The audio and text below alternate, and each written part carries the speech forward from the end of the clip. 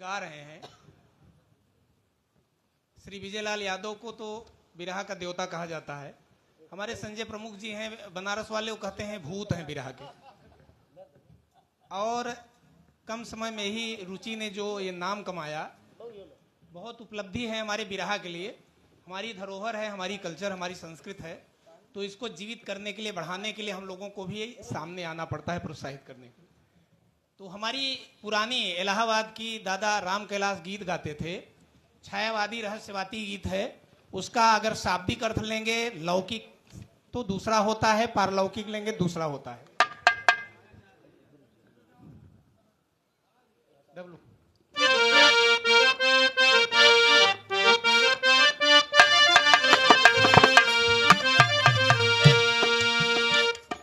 का जानई देव शहर वाली कजरा, का जानई देव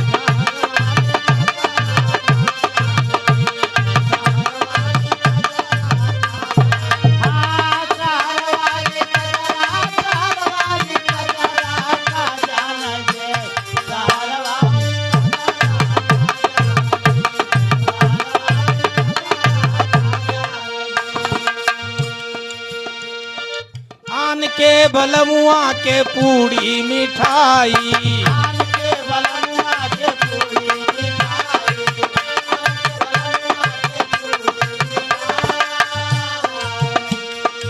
अपने बलम के भिगाई दे बजरा, का जानई देव शहर वाली कजरा, का जानई देव।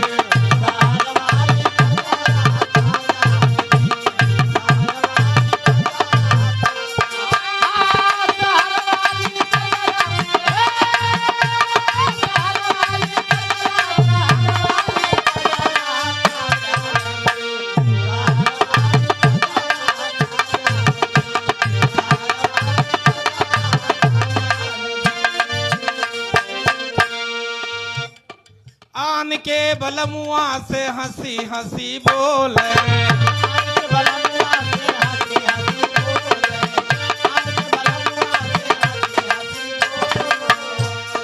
आन के बलमुआ से हंसी हंसी बोले,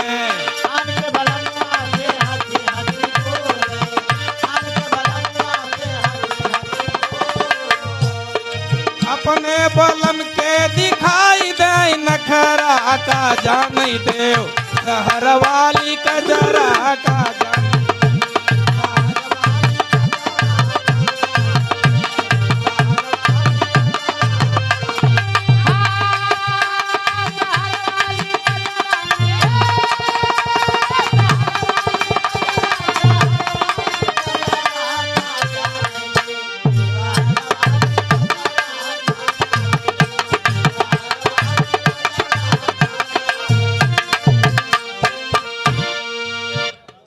आन के बलमुआ के सेजा सुतावे,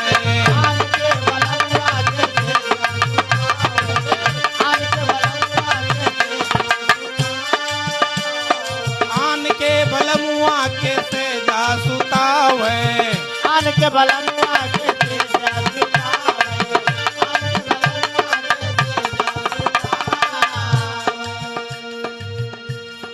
अपने बलम के बिछाई दे गोनरा, का जानई देव शहर वाली कजरा, का जानई देव।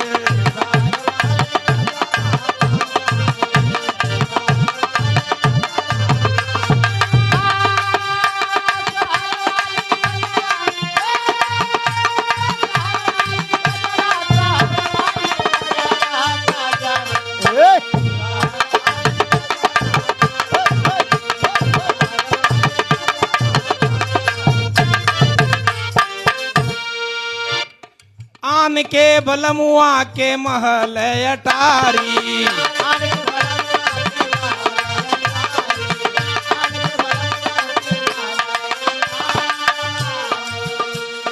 अपने बलम के सोवाई दे पजरा, का जानई देव शहर वाली कजरा, का जानई देव।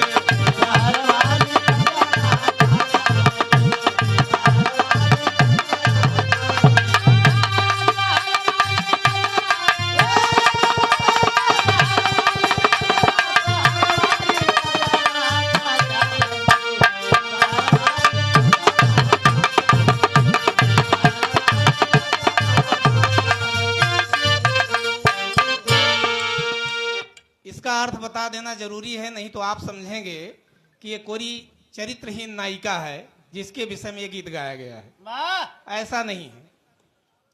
ये जैसे माँ और बेटे का जो रिश्ता होता है, यानी जो बेटा होगा वो किसी दूसरे का पति होगा, आन का बलमुआ होगा। यानी माँ अपने बेटे के लिए जितना ध्यान करती है उतना अपने पति के लिए नहीं करती है। इसी में समझ लीजिए कि आन के बलमुआ के पूड़ी मिठाई, यानी अपने लड़के के लिए पूड़ी मिठाई का इंतजाम करती है और पति को तो बजरी भी भिगा देगी।